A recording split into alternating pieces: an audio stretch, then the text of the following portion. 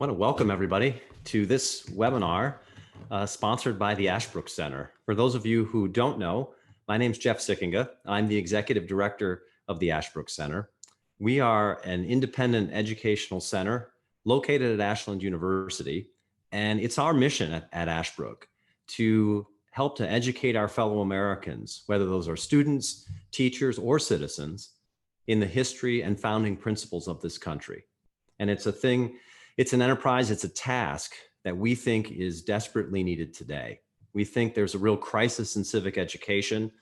Too many Americans, especially young people, don't know the basic facts of our shared history, and even more disturbingly, don't understand the fundamental principles of our country and why they deserve our respect.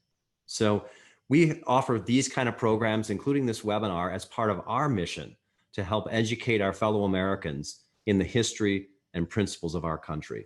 And we really think as an educational center that education is not about indoctrination, definitely not even about just information, but about discovering the truth. And as I always like to say, we follow Aristotle's old maxim that all people by nature desire to know, and we add, but they don't want to be told. They want to discover it for themselves. And we found that the best way to discover for yourself is through conversation. So we're going to have a conversation today on this anniversary or near anniversary of Ronald Reagan's famous speech calling on Mikhail Gorbachev to tear down this wall, the Berlin Wall. We're going to have a conversation today with two esteemed panelists, and I hope you all, please send us your questions, your thoughts, your comments in the Q&A button there on your screen, and we will try to get to as many of those questions as possible. Sometimes we get a lot of them, as you can imagine, especially on a topic like this. And so we'll try to get to as many as we can. I always apologize in advance if we're not able to get to your specific question. But as I say, we'll try to get to as many as we can. And we've got a great panel to take those questions for you today. Delighted to have two old friends of Ashbrook and two good friends of mine with us today. Professor Chris Burkett. He is professor of political science here at Ashland University.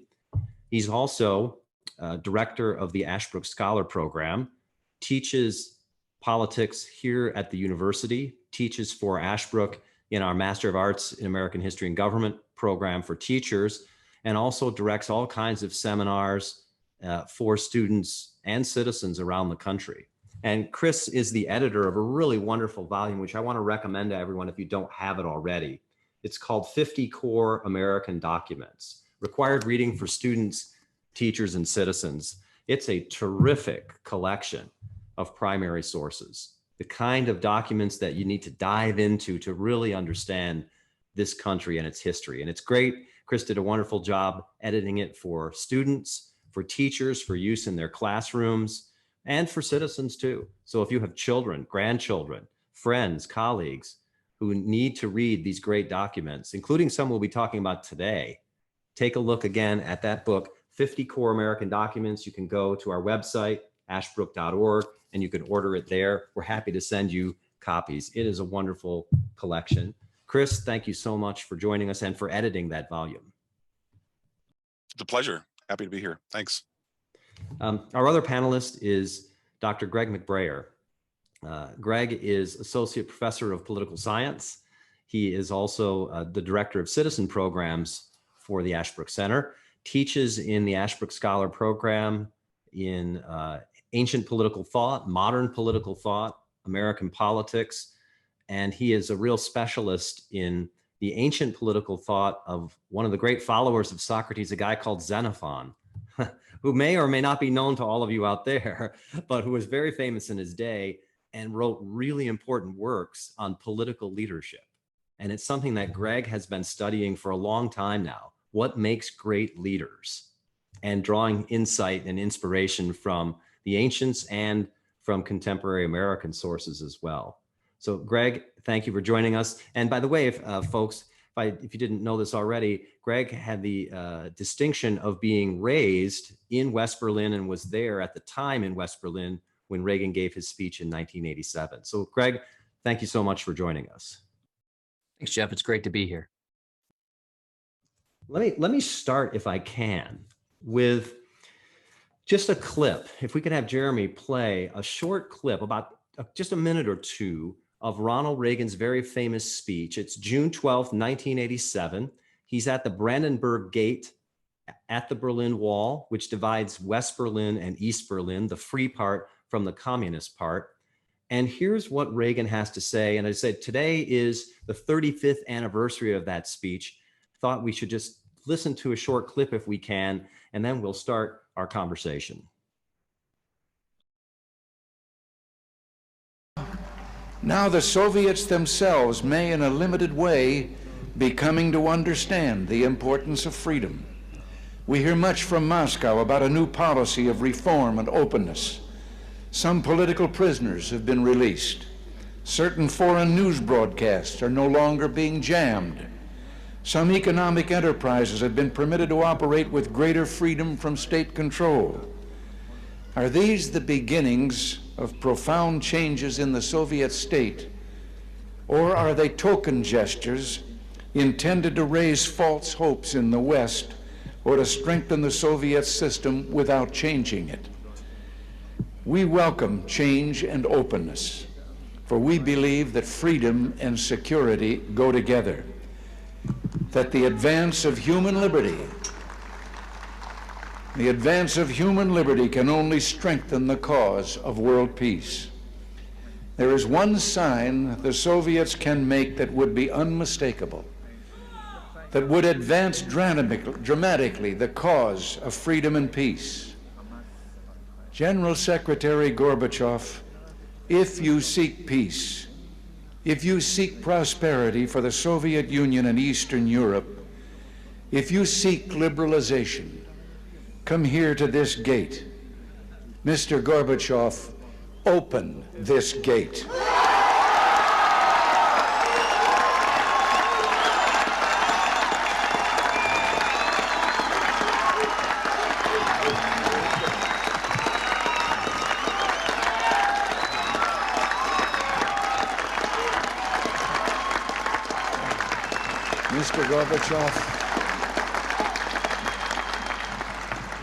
Mr. Gorbachev, tear down this wall.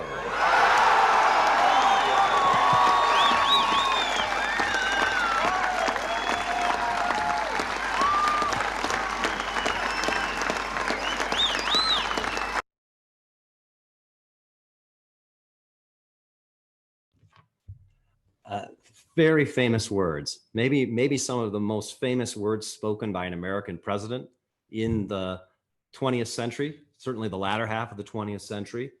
And today is, as I mentioned, the 35th anniversary of Reagan's speech at the Brandenburg Gate. I just want to throw this question out to you, Chris and Greg. You know, on the one hand, that was a long time ago and 35 years ago, and a lot has changed. You know, the Soviet Union is gone, for example, right? On the other hand, it seems like a lot of the challenges facing America right now look to me oddly like the challenges that we faced in the 1970s, in the late 1970s, when Reagan was becoming president. Domestic problems like inflation, serious calls and arguments about expanding the size and scope of the federal government, and a kind of loss of certainty about America's role and proper place in the world. You know, even some of the specific events, like Russia invading a neighboring country. This time it's Ukraine. In those days, of course, it was Afghanistan in 1979. And communist rulers of China aggressively asserting dominance in a part of the world. So in some ways, a lot of the challenges we face are eerily reminiscent of the challenges that faced America when Reagan became president. So maybe if we could just go back and to think what Reagan might think about our situation today, to understand that, and just go back and help us understand Ronald Reagan a little bit better. What was his basic philosophy and how did he come to that? Chris, maybe I'll just throw that question to you first. Yeah, sure. Just to make it relevant again, as you just did, and pointed out some of the things that are going on, especially with Russia today, I just wanted to start by saying, you know, I sometimes get the sense that people some people in leadership roles today they seem shocked that something like this could happen in the year 2022. I think we're in 2022 now, right? I lose track sometimes. And as though somehow history has moved us beyond the possibility of anybody, a player like Putin or Russia, acting in such an aggressive way. But I think what Reagan realized was that human beings in some fundamental ways don't change, and there will always be the possibility of a nation or a leader in another nation acting in a way that doesn't seem in sync with our modern, desires and wants as far as the way people ought to behave. So Reagan had this keen sense of history, and he read a lot. I wasn't extraordinarily well educated, but that didn't stop him from picking up and reading some really good books. And he learned a lot about history. He learned a lot about human nature, and what he learned, I think, from his study of human beings is that they fundamentally would prefer liberty over a form of slavery, economic slavery, right? If given the choice between taking risk, being free to take risks with the potential promise of success, versus having government elites in a far off distant capital plan your life for you, but provide you with a degree of safety. Fundamentally, human beings want liberty. And I think Reagan really believed that. I may have, if I did, I apologize. I may have accidentally said Lincoln instead of Reagan, but Reagan and Lincoln have this in common. Human beings want liberty. They want freedom. And Reagan also believed that the principles of the American founding, the principles, especially as they're expressed in the Declaration, are true, but they're not just true, but they are proven to be true because they are a reflection of the way people are, the way Reagan understood people. But again, like Lincoln, there are a lot of interesting parallels between Reagan and Lincoln. Like Lincoln, Reagan believed that people instinctively will choose freedom, and they can use that freedom responsibly. There are some people arguing, well, people can't be free because it leads to chaos and democracy. That's a long, older argument against liberty and self-government. But Reagan believed that human beings instinctively desire freedom, and they are capable of using that liberty well, and using it for good purposes, for their own good, for the good of others, for the good of their families, and for the good of society, and that they therefore are fundamentally capable of self-government. So for Reagan, this is why everything the Soviet Union represented, right? Everything the Soviet Union was, it represented exactly the opposite of the fundamental beliefs that Reagan had with regard to the way human beings are and the way governments ought to be. Greg, take that question, because I think it was 1983, Ronald Reagan gave a speech to the National Association of Evangelicals, and contrary to the advice of his advisors, he called the Soviet Union. They told him, please don't say this, but he said it anyways. He called the Soviet Union an evil empire. Yeah. Tell us a little bit more about Reagan's principles and sort of where he got that moral clarity.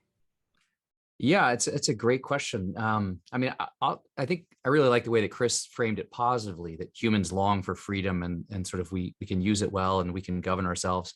I'll frame the same thing, just like the flip side of the same coin. Humans bristle under being told what you said at the beginning, right? We all long to know, but we don't want to be told, right? So we all want to take an active part in that conversation. People don't like being ruled. People don't like being sort of governed and turned into subjects or slaves instead of being something like citizens. And I think that what Reagan saw then, and as you alluded to in your opening remarks, we still see today. There are regimes on this planet that still operate very similarly to how the Soviet Union operated. And I think that Reagan's moral clarity is seeing what's truly evil about these regimes. And you mentioned that I grew up in West Berlin as a child, and I was a child. And so I saw a lot of the politics of communism, sort of A, at secondhand, but B, through the lens of childhood. But to a child, it was crystal clear to me that the regime on the other side of the wall from where I lived was evil. And where I lived wasn't perfect. I was a kid, I would complain about things, but it was good. And the clearest mark for me of the evil character of the Soviet regime, and I think this is what Reagan saw as well, is that people risk their lives to leave it.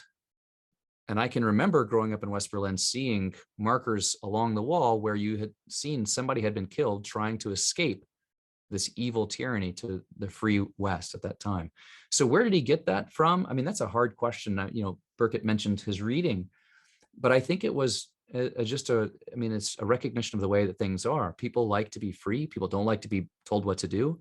And as you also mentioned a little bit ago, Jeff, those systems don't actually produce the intended effects that they aim to produce. Like, actually, humans flourish when they're free to operate on their own, when they're free to do these things for themselves. That communism, everyone always says communism sounds great in theory, and I don't think that that's necessarily even true. But even if it were true, the practical reality is it never actually manifests what it says that it's going to do. People live in, there's food shortages, extreme poverty. You had to wait 10 years to buy a car in the Soviet Union, right? It's just not the case that it can be described as anything but evil. I don't know where it all came from, but Reagan seems to have started changing his mind about things starting in the early 50s, I think, when he saw that there were these people who were sort of sympathetic to communism around him in Hollywood. But he also saw the Democratic Party in some ways, I think, justifiably, he thought, I think justifiably, he was justified in saying this about them, in some cases, maybe not, but that the Democratic Party was turning more and more to becoming sympathetic to socialism, if not outright capitalism, especially in domestic politics, but also in its accommodating policy and foreign policy toward the Soviet Union. Although it's hard to say LBJ was conceding to the Soviets, but there's a general tendency there. Can I just jump in, because please. What Greg just said was so good. I just want to. You reminded me, first of all, Reagan used to tell this joke. You reminded me your point about how clear the differences in the way people lived between the East and the West, and especially apparent in East Berlin and West Berlin, right? So, and Reagan, by the way, plays on that in this great speech, the tear down the wall speech. But he used to tell this joke.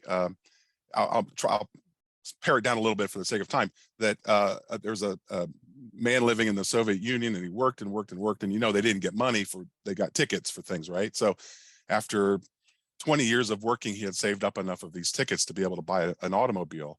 So he went to the local bureau of automobiles. You heard this joke? This is one of my favorite Reagan jokes. Yeah. Yeah, and he said, "I have all these tickets, comrade, and can I get my car?" And the bureaucrat behind the desk said, "Your car will be this kind, this color, blah blah blah blah blah. It will be this size, and it will be delivered at exactly 11:17, a.m. 8 years from now on this date." And the guy looked at him and said, "That won't work for me." And the bureaucrat said, "Why not?" And the guy said, "Because the plumber's coming that day." Right. So sorry. That's great.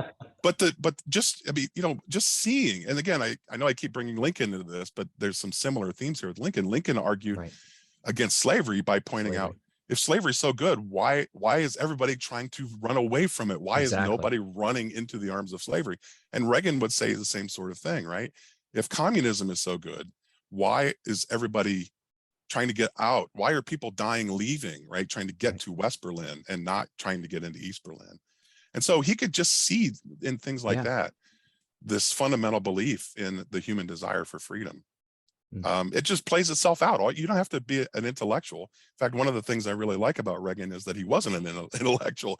He was just in many ways a common sense guy. Just open your eyes and see what's going on, and you see inherently that communism is bad and freedom is good.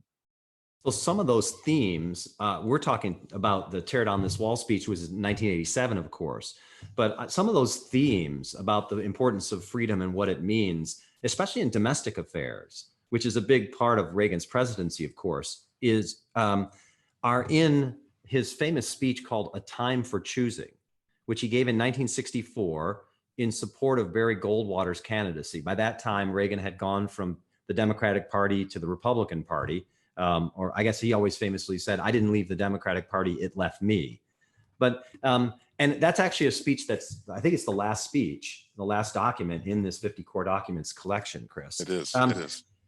Tell us about the importance of that speech for Reagan and his career, and sort of what it shows us about his mind that we might see later in this famous speech in West Berlin.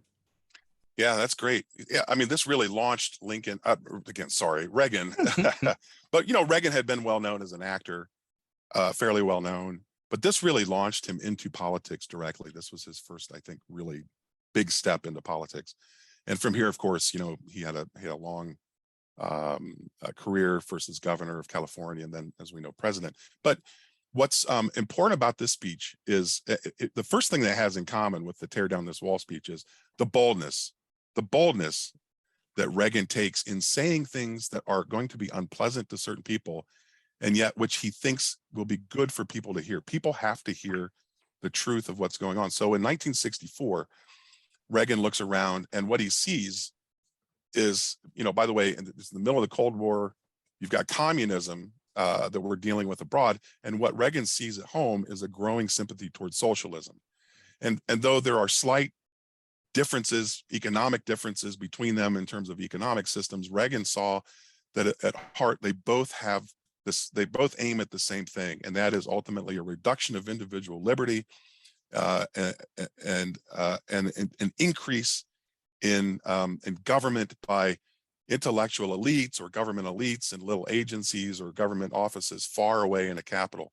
So for Reagan in 1964, the choice was, as he said in that famous Time for Choosing speech, the choice we need to make in 1964 is, do we want to take with individual liberty?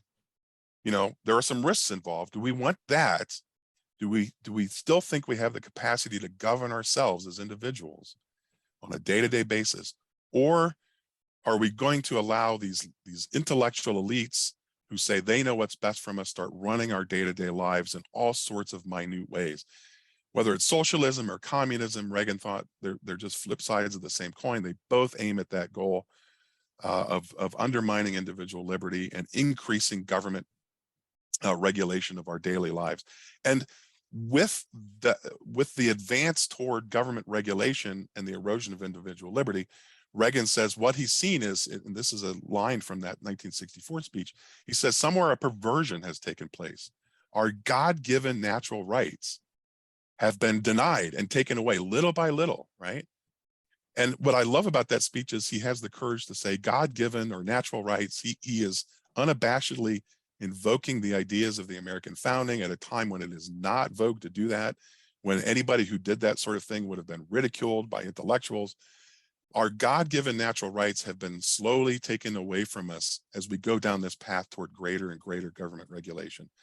That's a theme that Reagan continually brings up in throughout his political career. And I think it's just another reflection of his deep belief that what's most important is the preservation of individual liberty, as opposed to greater and greater government control of our daily lives. Can I just amplify there a little bit what Chris said about the courage that it took to give this speech? I mean, Jeff, you and I have spoken about this before. One of the things that's impressive, and I think you see this similarly in the Tear Down This Wall speech, this is 1964, as Chris mentioned. He's speaking on behalf of Barry Goldwater. And we all know that everyone knows that Barry Goldwater is about to get trounced. So I'm going to go launch my political career by speaking on behalf of a guy who's about to get the biggest whooping in U.S. political history for the most part, right? And so it takes a kind of courage to do that.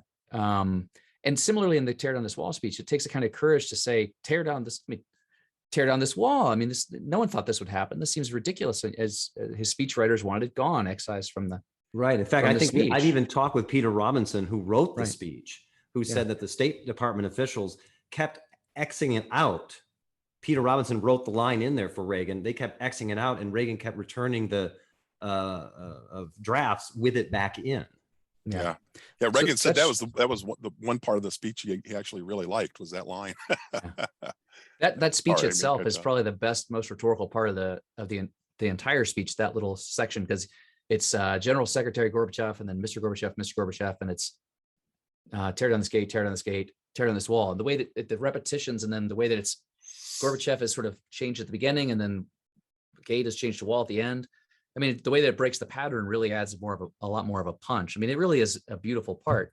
So the courage to say these things, but I think it's also just to piggyback off what Chris said a little bit ago, it's that he has a recognition that these things will win out in the end. So it actually, like these are principles that will succeed. And so I don't know if that undercuts the courage at all, but I don't think that it does. But it's like, I have the courage to say what I know is true about the world and will win out in the end. So that's impressive to me about this speech. And it's given at the Brandenburg Gate. Yeah. You're there in West Berlin. What's the Mhm. significance of the Brandenburg Gate and the Berlin Wall? Because you can actually, I think, as we saw there, you can see through it, through the wall behind him, it's glass, I think, into East Berlin. Right. So as I mentioned, I grew up in West Berlin. I visited Berlin recently, maybe 2 or 3 years ago, for the first time since I was a child. And I had never seen the Brandenburg Gate, because on the West Berlin side, all you see is the back of the gate. So if you pull up the video of Reagan, you guys saw a little bit ago, all you see is the back. And I was like, I don't see what's that impressive. You go to the East Berlin side, now just, and it's this gorgeous, beautiful gate. And the significance of it's one of the few places from the heart of West Berlin where you could see into East Berlin, because for most of the ways, the wall sort of obscured your view. Now, from the west side, this is something I've showed pictures when I've taught for other organizations of the wall. I think one of the misconceptions people have is that there's just a single wall. For large portions of the wall, there are actually 2 walls. And on the West Berlin side, you guys, I'm sure, have seen all the famous images. There's all the graffiti on it. Why is there graffiti? Well, because on the free side, you could go right up to the wall and draw on it. On the unfree side, they didn't want you getting near the wall. So they had to build another wall to keep you away from the wall. And in between those 2 walls was the dead man zone. And there would be mines, all kinds of barriers. I mean, and it was 100 yards in some spots between A and B. And so I think even that shows you, like, the West wasn't like, we weren't scared you were going to try to go East Berlin, knock yourself out unless you have high classified intelligence bureau. But it was the East who had to keep another wall to keep you away from the wall. And so as a kid, we would go up to these stations. You could climb these towers in West Berlin and look over into East Berlin. And I mean, as a kid, I could look behind me and see a flourishing city, and you look out east and see, what was quite obviously a great deal of poverty. One small point before we move on, this is a small anecdote. Even as a kid, it's amazing how much you can sort of reflect on these things. And this, Reagan would mention this as well. He would always distinguish the Soviets from the Russian people. And for me, that came clearest when I was looking at a guard. So the East Germans always had guards on towers facing into the West. And there was a soldier with an AK-47. And I'm like 8 or 9. I'm like, that evil guy with his AK-47. He's a bad communist who wants to kill me. And he smiled and waved at me. And then I realized, I was like, there's probably a lot of really good people over there. And this, now looking back, I'm like, he's probably 18, 20 years old, probably had gotten conscripted. And Reagan was saying, right, the whole idea of liberty is get rid of this oppressive, evil tyranny and let these people be free, and you'll see what they're capable of. It was never about the Russian people being bad or evil. It was always about this regime being evil, I think. So that was a long way around. Sorry. Yeah, well, that's a very important point, actually, because it goes to, we're starting to get some questions in now, and one of our listeners wants to ask about the Soviet boycott of the Olympic Games and whether that contributed to Americans' knowledge of governmental control of Soviet citizens. And to me, that question itself raises a larger question: is how did Reagan begin to build support for this very bold course in telling Gorbachev, calling on him to tear down this wall? How did he build public opinion and support for what would have been considered a very radical idea? It was a long, painful process for him. Right. That's what I was going to, yeah. No, I'm sorry if you wanted to go. No, that was, I agree. Because look, when Reagan took office, it's interesting if you go back and look at the earlier part of the Cold War in the early years with Presidents Truman and even Kennedy. They are very, very vocal in condemning, in their speeches, condemning the Soviet Union and communism. They're hardcore, and their speeches are pretty pro-democracy, but they often pull no punches when it comes to the moral problems with the Soviet Union. And between Vietnam and then under Nixon and Carter, some of that gets lost because we adopt a policy of détente, which initially is it's actually a policy that comes out of Kennedy's administration, which is meant to sort of cool things down a little bit, right? But in the 1970s, détente comes to mean we've got to learn to live with the existence of the Soviet Union. We've got to find ways to simply coexist peacefully with them. And by the time Reagan took office, what that meant is, in Reagan's own words, a reporter asked him, what does détente mean? It means, apparently it means, you know, give the Soviet Union anything they want because we're afraid to make them angry. I'm paraphrasing a little bit. And Reagan said, that's got to end. That's got to stop. We are not going to preserve freedom and end communism by simply, you know, bowing down and giving them anything they want out of fear. So Reagan had to, first of all, almost simultaneously, I should say, build public morale, remind them of what's great about freedom and democracy. And he almost starting from scratch. And every time he would do these things, right? Every time he would talk about why freedom and democracy are worth preserving and why communism and the Soviet Union are so bad, he'd get blasted, especially by the press. He'd get blasted by people in his own cabinet, State Department, NSC, right? This is going to kill it. He's going to get us all killed. This is crazy. Why is he talking like this? Because that détente mindset had led people to simply say, what we've got to do is just survive, not, you know, make the Soviet Union aggressive or anything like that. And Reagan said, that's not good enough. Reagan, for the first time among I think all the US presidents from the beginning of the Cold War, not only wanted to sort of contain the Soviet Union in terms of its sphere of influence, he wanted to roll it back and get rid of it. Yeah, so that's he had to, I was just going to ask that. That's a really important, interesting distinction for, especially for me. I'm thinking about what you just said, Chris. Like, there were really two dominant positions from the end of the World War II, when the Soviet Union and America start the Cold War, right? There's containment, which is the Truman Doctrine, right? Wherever Soviet communism exists, we will stop it from spreading, we'll contain it, right? So the Korean War, right? Attempt to contain communism in the North and not let them take over the whole Korean Peninsula. Right. But then there's détente, which is like, we're not going to just be aggressively containing. And as you said, we're sort of going to cool down tensions and give the Soviets what we think they need in order to do that. But Reagan comes in with this third view, which you called rollback. Yeah, which seems even more radical than containment. It is. Is what? Yeah, it is radical, and a lot of people recognize it as radical. His view is that through a combination of carrots and sticks, if you want to put it that way, right? Combination of diplomacy and a combination of building and maintaining military superiority, and knowing when to use the two effectively. This is what Reagan was so good at. He knew when to he knew when to give in. He knew when to take a hard stand. He knew when to negotiate. He knew when to be diplomatic. On the one hand, he knew when to counter Soviet aggression with a counter action, whether it be a show of force in Grenada or here or there around the world. He knew when to push and when to back off. But the cumulative effect of him doing this over almost 7 years before this speech was that he had made it clear to the Soviet Union that we were no longer the nation of détente that they were used to pushing around in the 1970s. And that to me is maybe the most important thing about this speech. The words are, and I'm not trying to undermine the importance of these great words, tear down this wall. When you watch that video, what's so moving is the spontaneous applause, right? When he says those words, because people weren't sure if he was going to say them. They wanted him to say it, but they weren't sure if he was going to do it. But when Reagan says those words, they are not only stirring words, but they are more effective because of Reagan's very prudent, insistence on the Americans regaining a position of strength, so that we could make the Soviet Union, make Gorbechev come to the table and, start thinking in terms of what can we do to negotiate with the United States, right? And maybe that means reform on our part. I know I'm doing a lot of talking, but right after, if you read the speech, right after the famous tear down this wall, that's exactly what Reagan says. America has now, I've got it pulled up in front of me, I think. I had it pulled up in front of me.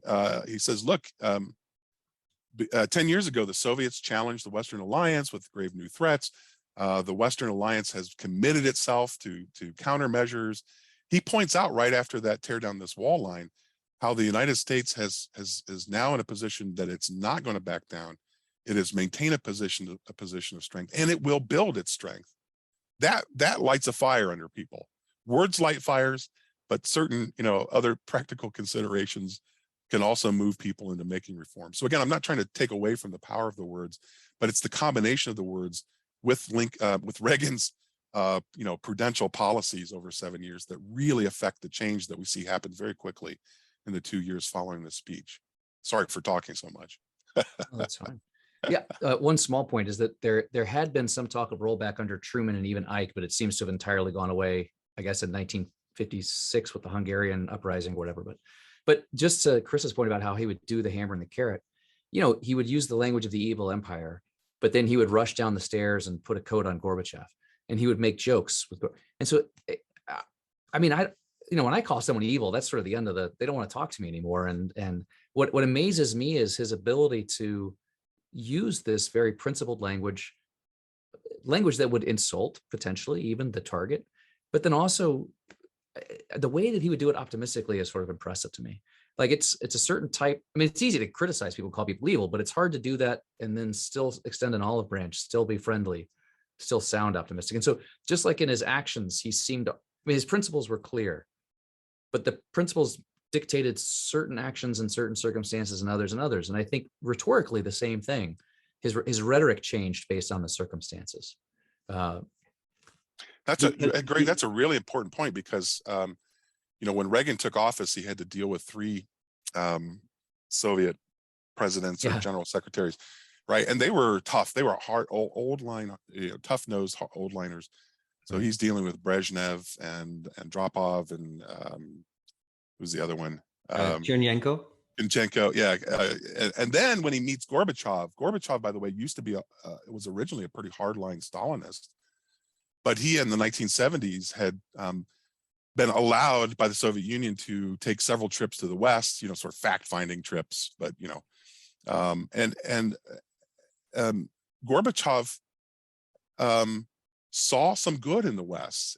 He saw some of the things Reagan actually saw. So when Gorbachev became general secretary and then president, Reagan, I think, realized, again, this is Reagan's recognizing the timing of things and the opportunity of things. He saw in Gorbachev somebody who could be worked with and could be reasoned with. So you mentioned, there's a kind of friendship. I don't want to push it too far, sure, but a kind of friendliness, at least, that develops between the two, because they came to have a kind of fundamental respect for each other as human beings. And Reagan took great advantage of that. Yeah, for sure. So, but again, that's Reagan's, ability to see those opportunities and know when to push and when to back off and when to work with somebody and when to lower the hammer. But well, I mean, it's interesting you're saying that, because I think about statesmen and of course across the course of American history, statesmen like George Washington, for example, and some of the qualities that a statesman have. And when Reagan died, I remember this, when he died, a lot of people who had opposed him pretty strongly when he was president, even those folks said he did see something. He had a clear sight into some reality about the Soviet Union, at least, and maybe more things. And they even called him a statesman. And I'm curious, from your point of view, if you think Reagan deserves, if you look at a speech like "Tear Down This Wall" and his A Time for Choosing, and then his administration. It's a big question, I know, but do you think he deserves the title of statesman? I'll start. You mentioned as we sort of prepared for this discussion, I knew this would be a question, so I gave it some thought. And one of my answers will be, like, I think that it often takes a little bit of distance and time to be able to reflect back and decide whether or not someone is a statesman. So like you said, these people who had been his partisan enemies subsequently could sort of take a more broad view. I mean, I think it's safe to say that Martin Luther King was a statesman, right? And we've probably been saying that for 20 years. And so how long has enough time passed? And I think it has. And I think that one of the things that you put your finger on a moment ago that I don't understand this part of being a statesman, and I admit this. Churchill had it. Reagan seems to have had it. It's this ability to see the way that politics unfolds. Like, how was Churchill the only guy who sees what the Nazis will end up in? And he's jumping up and down and screaming and yelling about it, and no one's listening to him. But somehow he saw what it was. Part of it was simply he had read Mein Kampf, and he took seriously the Nazis' own words in a way that a lot of Westerners sort of said, oh, you can't take these things seriously. And I think that Reagan similarly took communism seriously. Look at what it says it's going to do. These are its principles, right? So I think that comprehension quality, maybe this is a part of prudence, which is something that I think is really important for a statesman, someone who sort of grasps what's going on. A kind of courage is probably requisite for a statesman, as Frederick Douglass tells us about Abraham Lincoln, a willingness to take risks, like the two speeches we've spoken about today. And then justice, right? He's got a clear principle of justice, which, as if it hasn't become clear, I mean, he used two different words for it in just the snippet we heard. It's freedom for Reagan. Justice is freedom. He's also said liberty. The part that seems to be missing from all that is there are a lot of people who are single-mindedly devoted to justice who lack this quality that Chris and I have been talking about, this flexible or compromising character, this ability to sort of let the principles guide you, but to move back and forth in certain ways depending upon the situation. So when should I be harsh toward the Soviets? When should I reach out and extend an olive branch? And in fact, and in fact, Greg, wasn't Reagan criticized by people, including in his own party and even in his own administration, some of them for sometimes being too easygoing on Gorbachev? Yes. How did Reagan handle that? Well, I think what Chris already indicated, that Reagan saw that Gorbachev was different than the three previous premiers with whom he had worked. And he saw this guy might actually help. And so I'm going to treat him differently. I can put the pressure on him here, here, and here. I mean, he didn't simply always concede to what Gorbachev wanted, that far from it, but I can work with him on these other things. And for me, like, what's the Lincoln line, the line that Lincoln says about statesmanship, Chris, about the star and the swamp? You probably know it by heart, right? But this is statesmanship, right? About where you can see the North Star, which represents the principle, but so you know the direction you need to go, but it doesn't tell you how to navigate the swamps and the forests and these sorts of things, right? Right. Yeah, that's a great. Go ahead. I'm sorry, I cut you off. No, that's part of what statesmanship is to me. I think seeing the political principle that needs to be pursued, but then what looks to the outsider to be sort of indecisiveness or changing is actually just figuring out the best route to get there on the basis of circumstances. I mean, Jefferson has some notes about this, right? Practical politics means you have to sort of bend in certain ways on certain things. So. Yeah. See, can I just add? I mean, that's a really great description of statesmanship, Greg. And I would just, again, so I'm not saying anything you didn't say. I'm just maybe putting it a little saying it better. So no, I wouldn't say better, but I mean, look, the two fundamental things a statesman has to have is an understanding of justice. And I don't want to say just the good, because everybody thinks they know what the good is, but the good isn't always good.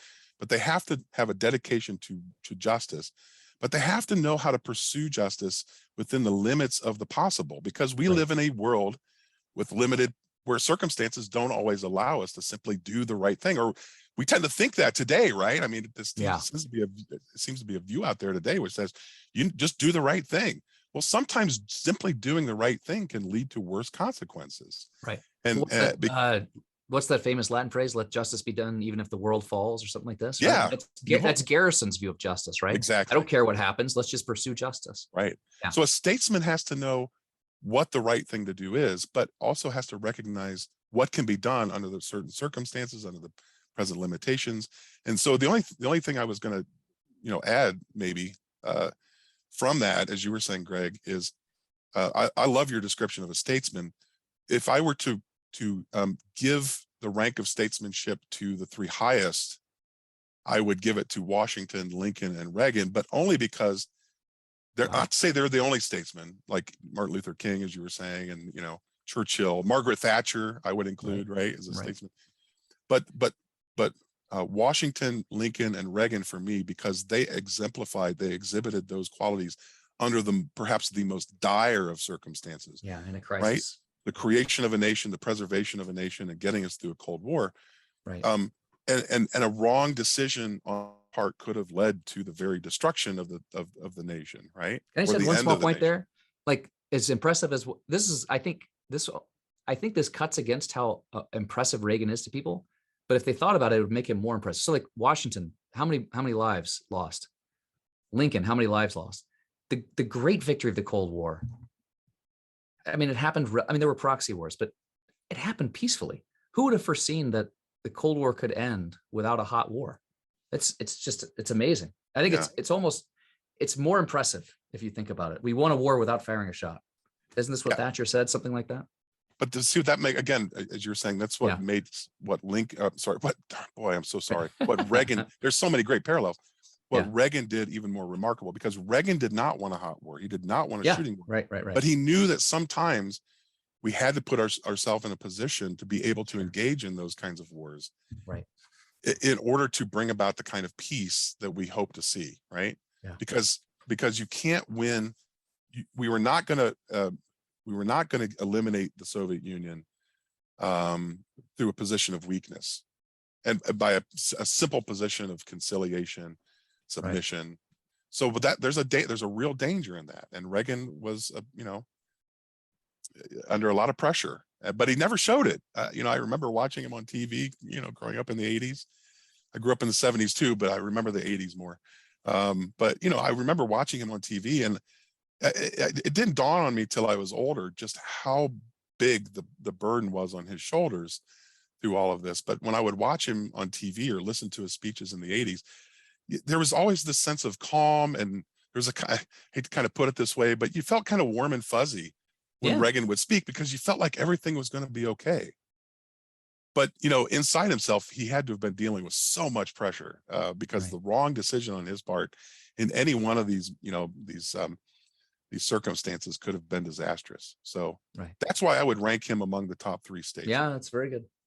Well, that's a very interesting judgment, Chris and Greg, because it makes me think, well, no, that statesmanship of Reagan, because as you know, some people today, even those in the Republican Party and even conservatives, have argued that America really needs to move on from Reagan, that he was important in his own time, but the challenges that faced America today are just, the times have changed, and we really don't want, Reaganism, as they say, is no longer important to inspire or guide us. It's time to move on. What do you think of that argument? One of my favorite political philosophers says that human beings quickly adjust to good times and can therefore become very dissatisfied with even the best of circumstances.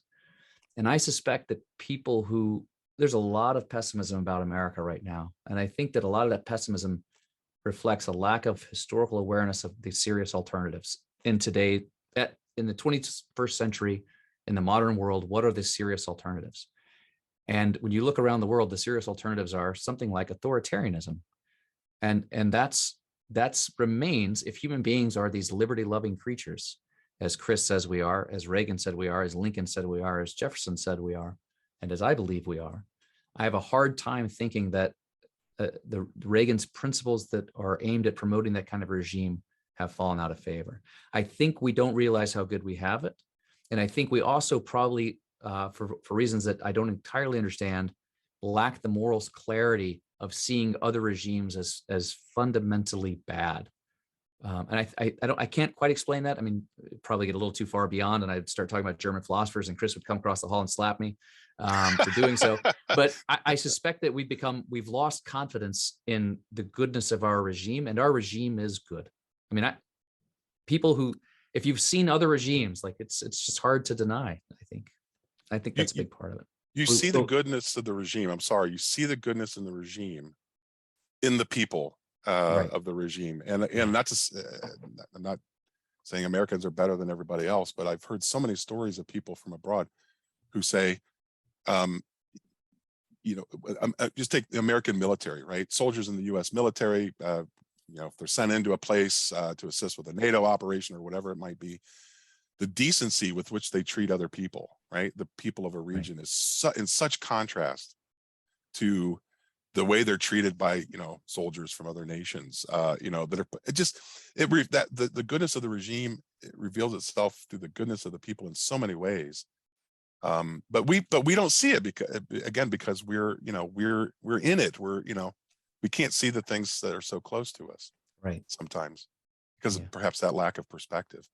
Yeah. Can I just say too, Greg, so you brought up this idea of history, and again, I won't go into German philosophy either. Sure. But there are two views of history. There are more than that, but two general views. One is that history advances and we move beyond the past and we're headed towards something better, some kind of utopia. And by the way, this view of history is what I think has caught so many people today off guard with regard to the actions of Ukraine. Putin and Russia, because we thought we've moved beyond this. This is 2022. This isn't the 20th century anymore. We've moved beyond the Cold War.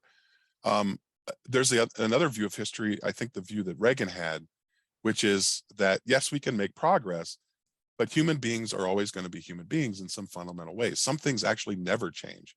So as you were saying, Greg, sometimes we very quickly get used to comfortable times and good times. And we think that's the way it is because we now have moved into some, Right. future phase of history.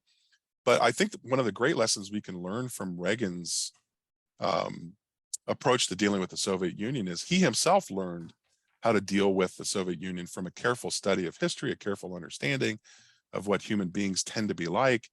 And so, it allowed him to always have this optimism in him to see the good in human beings, but he wasn't so naive as to think or to overlook the possibility of human beings, doing bad things. We always have to be aware of that possibility. And so I think that's something we could learn from Reagan. Sorry, Greg, go ahead. No, I mean, that's such a great point. So the second view of history is that, yes, we can have good government. Yes, we can have good politics, but it's historically contingent. It is in no way determined. And I mean, there's this famous Reagan quote, right? Freedom is never more than one generation away from extinction, right? Like it's contingent, and therefore it takes work, and it takes work by people. It takes work by the people sort of defending their liberty, but also work by statesmen like Ronald Reagan himself. Like we can have good government, but we have to, if we can keep it, we have to keep it. Yeah. That's why education is so important. Every generation must be educated in the principles of liberty, right? As Reagan said. Well, and it strikes me that if you think about Reagan's farewell address, right? And he even says in 1989, as he's leaving office, gives a televised address to the nation. And he says, there's a history of presidents giving warnings, which goes all the way back to George Washington's farewell address, right? Giving warnings. And it's really interesting to me, both in what you both said there, Reagan's warning is, he says, we've rediscovered patriotism. He says, I'm most proud of two things. Right. Because the Soviet Union hadn't yet fallen, right? Before he left office. He said, I'm proud of reviving our economy and making it a place of prosperity and flourishing. And he said, I'm proud of the revival of patriotism in the country, that the morale of Americans has risen again. But he says, but the danger is that that patriotism won't continue because it's not informed patriotism. And he says, my warning is that we can't neglect the education of the next generation in the history and principles of this country. It's fascinating to me that both of you sort of make that same point here that Reagan makes in his farewell address. Yeah, he's right. I mean, if we, it's amazing what a span of 20 years, let alone 10 years, but 20 years, right? How much we forget as a people. Right. Again, which is why I really think the study of history is so important, because we can learn, from the past about what's possible in the future, good and bad.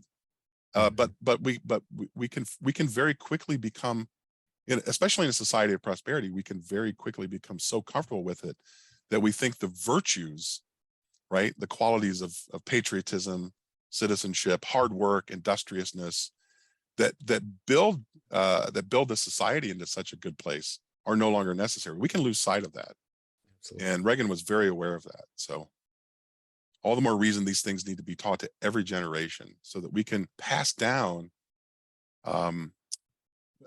freedom and liberty and prosperity to future generations, to our children and our grandchildren and the grandchildren and children of other citizens, right? So, well, thank you all so much. This has been just incredibly invigorating and insightful to take a moment today on the 35th anniversary of this speech to reflect on the speech itself and on the man who gave that speech. I want to thank everybody for joining us today for this webinar. Thank you for all those who submitted questions. Sorry that we didn't get to all of your questions. So many good ones, but such a great conversation today with Chris and Greg. Just so you know, you'll all be sent a link to a recording of this webinar. So please send it on to your friends, colleagues, children, grandchildren.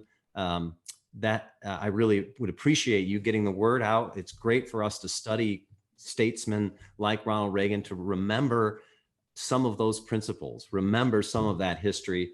We really believe at Ashbrook that when you study America and its principles and history, you can get an understanding of an insight for today, but also renew your own understanding of what it means to be an American. We think that's what our mission is and our purpose here. So thank you for joining us in that mission. Thanks again to Greg and Chris for a wonderful conversation. It's hopeful to see what a person like Reagan could accomplish as a statesman back in very challenging times. And as I always say, that kind of hope is so essential and so important. So to all of you out there, stay healthy, stay hopeful, and stay connected with Ashbrook. Thanks so much for joining us.